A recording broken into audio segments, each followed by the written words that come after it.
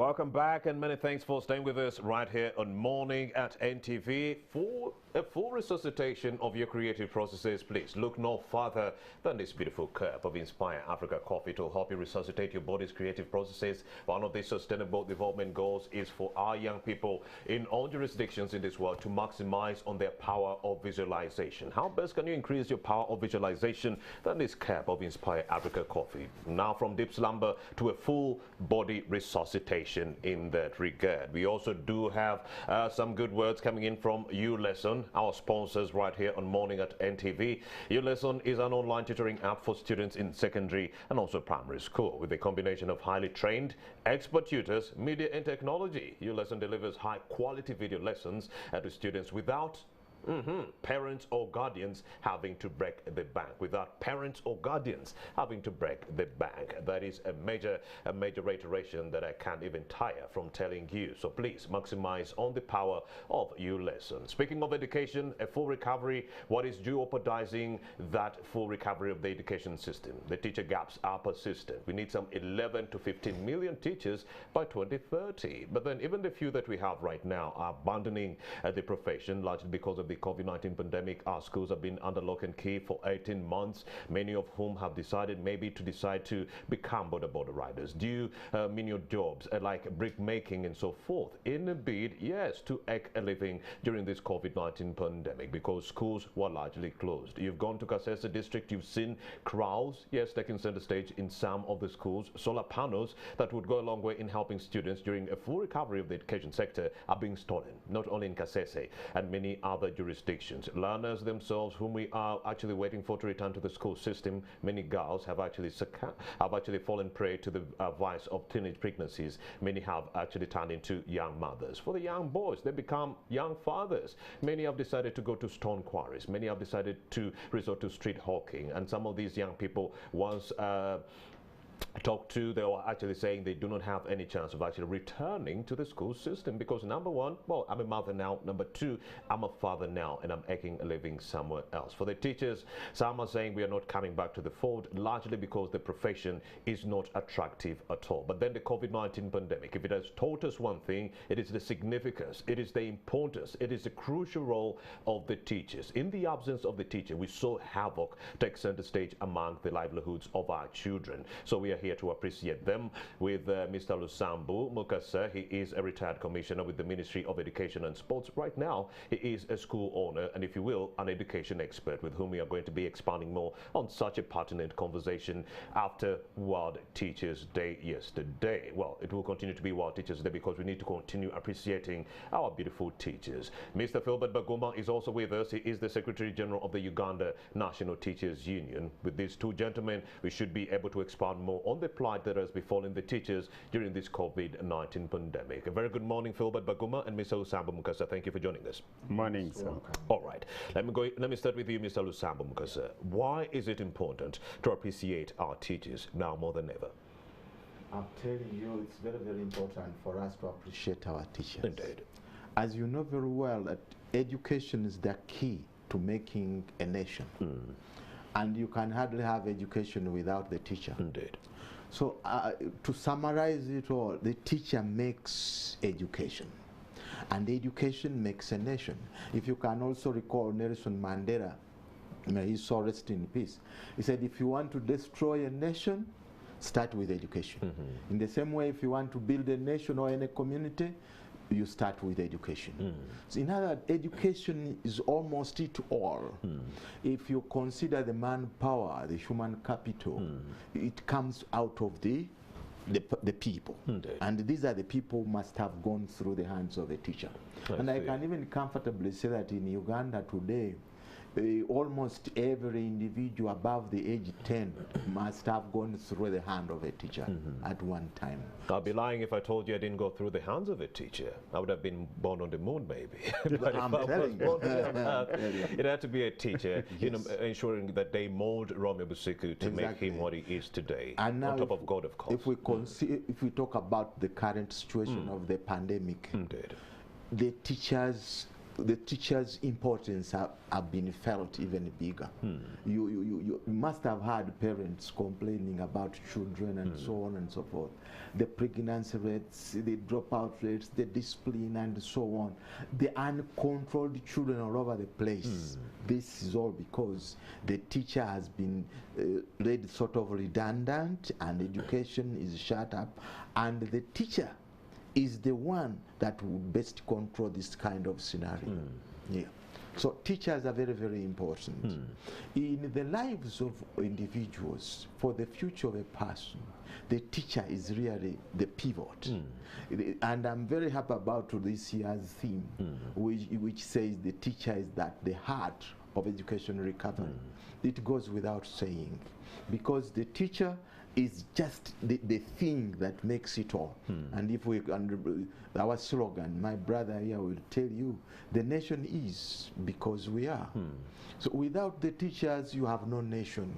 And without the teachers, we cannot ensure a full recovery of the education sector. Wouldn't you agree, Mr. Philbert Baguma? Because we have 500,000 teachers, 550,000 teachers, if you will. But then it would be wishful thinking to say that this number is going to be still pretty much around when we fully reopen, either in November for the post-secondary institutions or January for the overall reopening of school institutions. You and I, Mr. Philbert Baguma, know very well that many of our counterparts have decided to veer off maybe to bricklaying, border riding. I met one today morning and he was telling me, I'm even happier being a border man, but I would pray so much that schools reopen so that I could get back to the fort. He was a fan of Morning at NTV. But then let's talk about that and a lot more. The fact that not all teachers are going to be getting back to the fort. High teacher attrition rates have increased. Those abandoning the profession. Let's talk about that and some remedies. Yeah, thank you very much. Yes, Philbert. First of all, COVID-19 pandemic has hit the education sector more than we expected. Understatement, Philbert. Sure. When you look at what the teachers are going through, especially those in the private subsector, it is horrible. They have gone to do some of these jobs simply because they have to make ends meet. The public is out there ridiculing them, but they are better off doing what they term as odd jobs than going to steal. So a teacher is the center of education. When you have education, the quality of education depends on the quality of the teachers. Indeed. And there is no country that can develop without education. Indeed. Right now we talk about the 17 Sustainable Development Goals. Goal number 4, SDG number 4, talks about education, and it has keywords. It talks about inclusive, equitable, quality, lifelong learning. Now, it is the teacher to make sure that this is achieved. So how do we now make the teachers come back to the fold, even after what they have gone through? We are going to have a launch on this World Teachers Day. Yesterday we didn't celebrate as we normally do in the districts because this is an election year in UNATU and we could not fund the two activities. So we budgeted for elections, and World Teachers Day we only had the national celebration. And this national celebration is going to be held on 12th of this month under the request of our chief guest, who is His Excellency the President, and it will be scientifically celebrated in State House Entebbe. I see. Now, we are going to launch Education Still Matters. Why are we looking at Education Still Matters? There are so many unanswered questions, so many questions, but with very few answers. Right now, when you ask a child, in which class are you? The answer is, I was in P3. Past tense. Yeah. Meaning the mind of this child is telling you that the child is not ready to go back to that class because that is where he or she was Indeed. at that time. If you ask the parents, they don't know what is going to happen next. Including the curriculum, they are saying, now, what are these learners going to study? Where do I begin? Where do I end? Is education going to get back to where it was? What is it that is going to be done? Now, we thought we need to open the discussion about education amidst COVID-19 pandemic, amidst lockdowns, amidst school closures. We still need education. Sure. And we still can achieve our dreams through education. And that's why we are bringing that campaign on education still matters. Then under this, there is that component of appreciate my teacher. I think we have learned so many lessons Indeed. in this COVID-19 era. It has been proven beyond doubt that the children are safer in school with teachers than when they are at home with the parents and guardians. Indeed. That one has come out clearly. Sure. And I think stakeholders who used to take teachers for granted, undermining them, underrating them, have realized the role teachers play in building the nation, in nurturing the younger generation. When we let the teachers whom we value so much resort to border riding, chapati frying, cassava if you will, and we undermining them as a government, when we don't come to their rescue? Obviously now, we need to look at the investment in education. Indeed. And Major. even globally, when you look at what they refer to as low developed countries, and you look at the investment in education, you will realize that their investment in education is still low, and that explains why the development continues To dwindle. I now. see. When you look at the 17 Sustainable Development Goals, you will realize education is the only link. Talk of poverty, you must have education. Talk of gender, you must have education. Talk of urbanization. So it is education that links all of them if you want to have success. And therefore, we must look at the welfare of the teacher. One time they asked the Chancellor of Germany, and they were asking her, why do you pay teachers better than all other professionals? And she smiled and said, yes, teachers are the ones who make all these professionals, and therefore they should be paid more than any other professional, which is a reverse when you go to so many countries, including Uganda. And therefore, if we want to realize what we need and where we need to be, when we talk of middle income status, Indeed. we need to invest in education. And once you are investing in education, you need to have the teacher at the center stage. You must have well-trained teachers. They must be supported and facilitated. And above all, they have to be motivated. Indeed. So that they deliver to your expectations, and that will be done. Philbert Baguma, Secretary General of the Uganda National Teachers Union. Let's also bring in Mr. Mukasa Lusembu, an education expert and also a school owner in that regard. Now, Mr. Mukasa, in 2001, around 2000, the quality of teachers in pre-primary, those individuals who had the minimum requirements or qualifications, were actually 85%. You had more people who had qualifications. But then, as of 2019, that number dwindled. Although the way or reduced to 65%.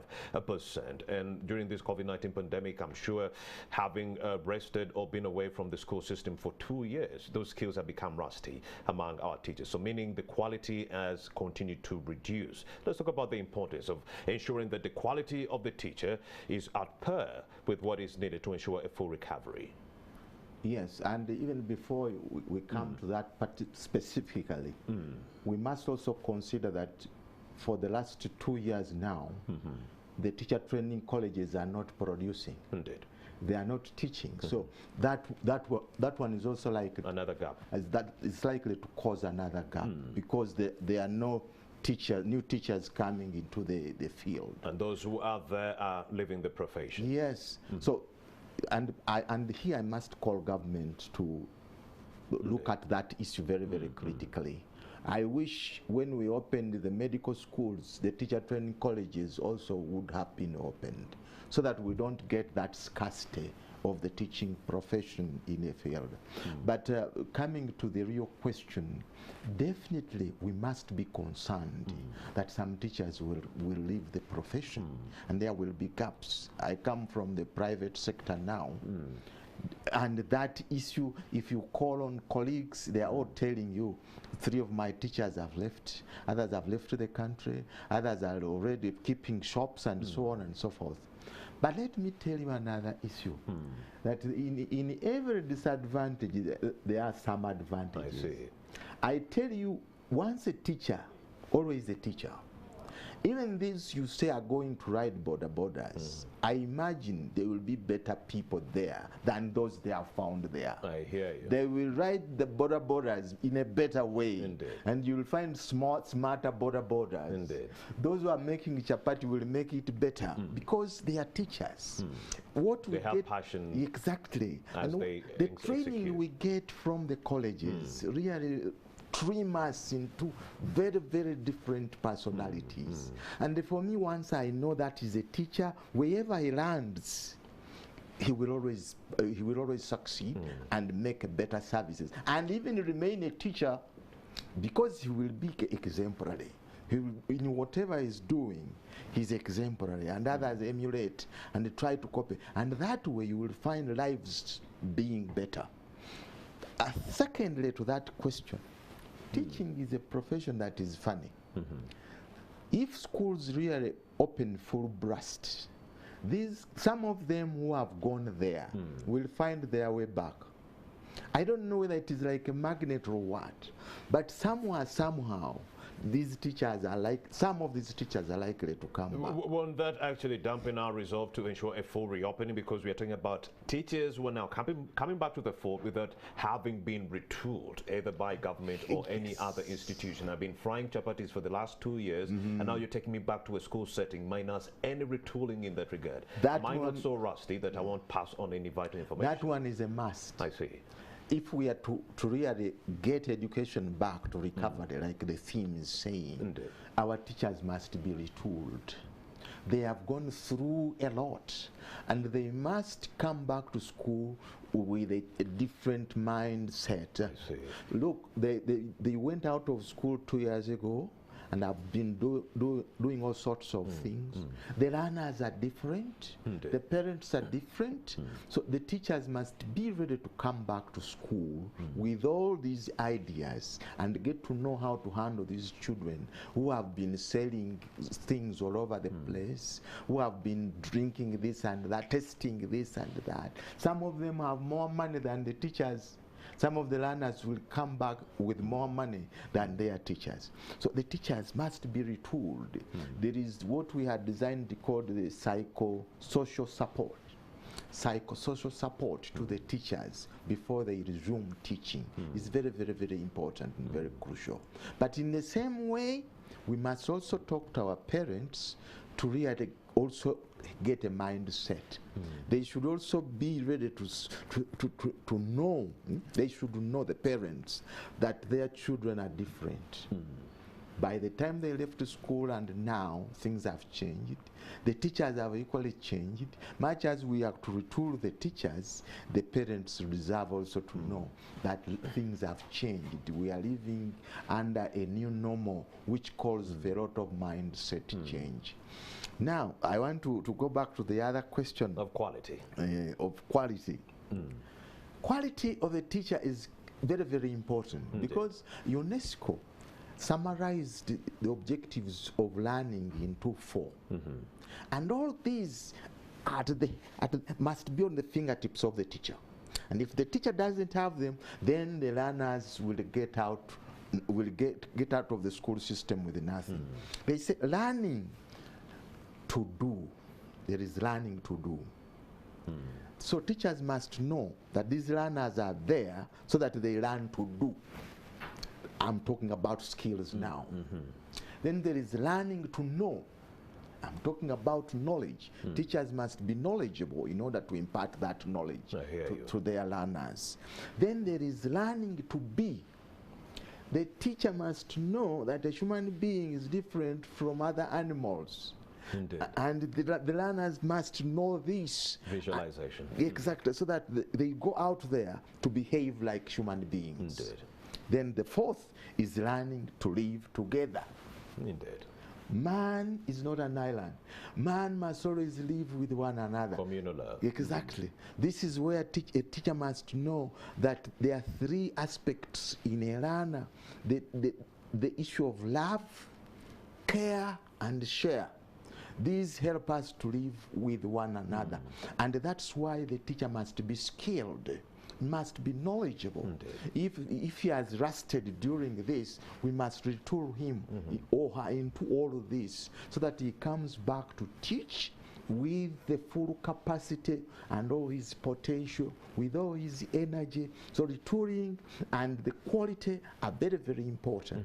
Education without quality is almost null and void. And in the absence of any of these factors being expedited now as we speak, don't you think, Mr. Philbert Baguma, we are not on course to a full reopening, either in November for our post-secondary institutions or the whole country by January of 2022? We are not retooling any teachers as we speak. Government is not doing any of that. And I did have an education expert yesterday who was saying she was also scared that this can actually dampen the resolve to ensure a full recovery of the education system. The fact that none of these factors are being worked on right now. It's like we are waiting for a full reopening, then we realize that, oh, we need to retool teachers, oh, we need more teachers in the learning profession, and so forth. Go ahead.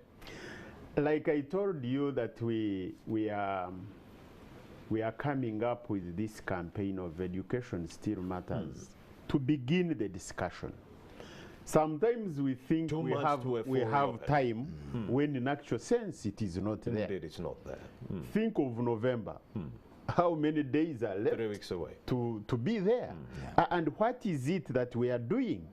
We need government to release money, to release funds to these schools.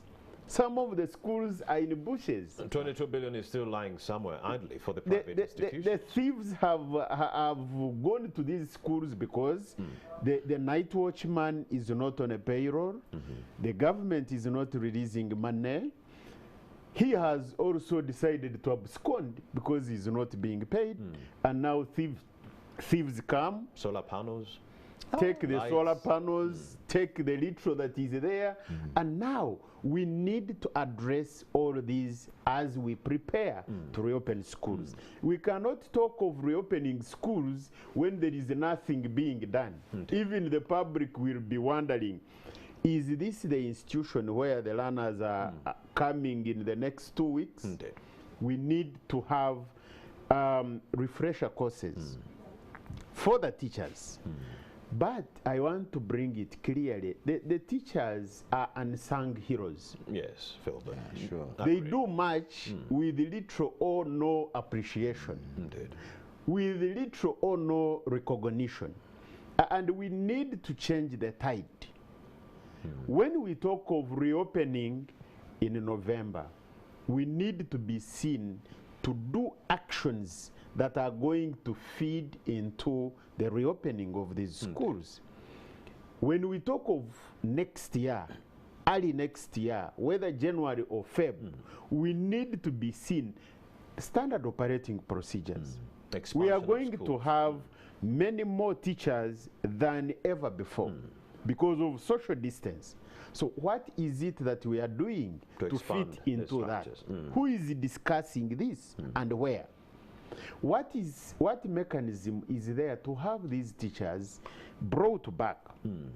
If we are going to have an abridged version of the curriculum, at what time are the teachers going to be taken through so that we prepare? We have been away from school for quite a long time. We need to get together, we need to prepare so that by the time the learners come, we have prepared the teachers enough to begin to prepare the learners, because the learners too will need some time to be prepared even when they report. Should we think of immediately recovering and you bring the learners, you immediately think they have been away, they have missed a lot, and you begin teaching them? Of course you will be making the bad situation Their worse. Psychological welfare needs to be given Now, first priority. For the teachers, you cannot give what you don't have. Indeed. And therefore, we need to prepare the teachers early enough so that they get in the mood. They move from where they have been and what they have been doing and start thinking of the teaching learning process. The teachers cannot give what they do not have or have not been given. Meaning if we do not retool the teachers, they have no knowledge to pass on to the learners. Nothing. And you can also Because we are in the new normal. And you cannot also expand a structure that you do not have. That is another phenomenon. There's a film about Baguma. We're talking about creating more room to actually ensure social distancing in these schools when they reopen. But how largely can you ensure expansion of a structure that is largely non-existent anymore? We're talking about institutions of learning. Primary schools in this country are privately owned at 58%. Secondary institutions are privately owned at 61%. So meaning these are the big players within the education sector. But largely they were grappling with loans. At some point, you did have a school that had to sell off because, a loan was biting. They did not adhere to the guidelines coming in from government to stop, selling off property and so forth. They've continued, banks, to sell off these properties. Other schools were turned into accommodation centers, lodges, if you will, and so forth. Meaning when we return into the school system, not all structures that were existent before the pandemic are going to be around to accommodate all the learners that are going to be thronging the education sector. Are we going to be studying under trees, Philbert Baguma? That's why we need a grand plan to make sure that we make a projection. Because even if we talk about double shifts, it is not one size fits all. No. There are situations where even the double shift may not apply. Indeed. But we have schools where they may not need the double shift because the learners can fit within the structures that are there. But also, we need to look at now, what is it that is going to be done? If government cannot construct permanent classrooms, but we can think of temporary structures. But that does not begin when we reopen. It must begin now. The temporary structures should be according to the enrollment, but even the enrollment that was there, we are not sure of how many will come back.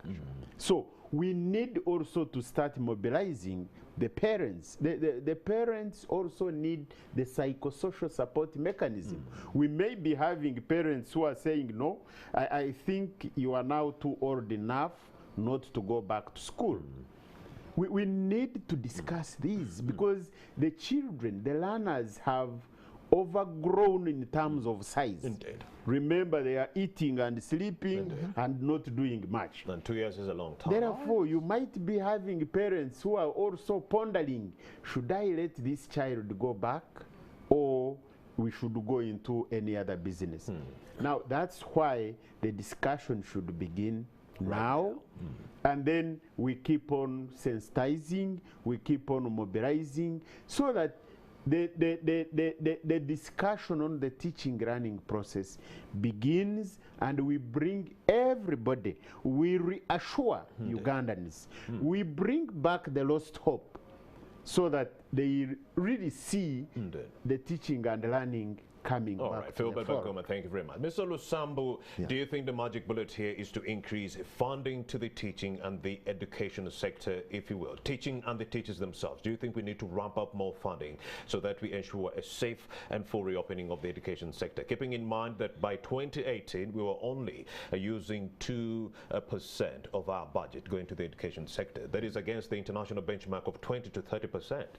20 to 30%, only 2% by 2018. So is the magic bullet increasing more funding and prioritizing the education sector? You have said it. You have almost said it. Whether we like it or not, if we are to bring back education to the quality that is desired, Indeed. there is need for more funding now. If there has ever been the need for more funding, the need is now greater. It's now greater because the infrastructure he has talked about, and if many schools have been sold off, that means those learners will go to these remaining schools, and then the influx will be bigger. So there is need for more infrastructure, there is need for more teaching force to make sure that the social distancing, the materials, and so on and so forth. All right. That is Mr. Mukasa Lusambu, a retired commissioner who used to work with the Ministry of Education and Sports. Right now, we could say he is an education expert and also a school owner. Well, that's why he had a wealth of information on the subject. Philbert Bakoma, the Secretary General, Uganda National Teachers Union, with whom we've had these deliberations since the whole of last week ahead of World Teachers Day. It continues to be World Teachers Day every day because we have to continue appreciating the crucial role of the teachers. Morning at NTV, that's the platform you're watching. Let's take a breather, return short.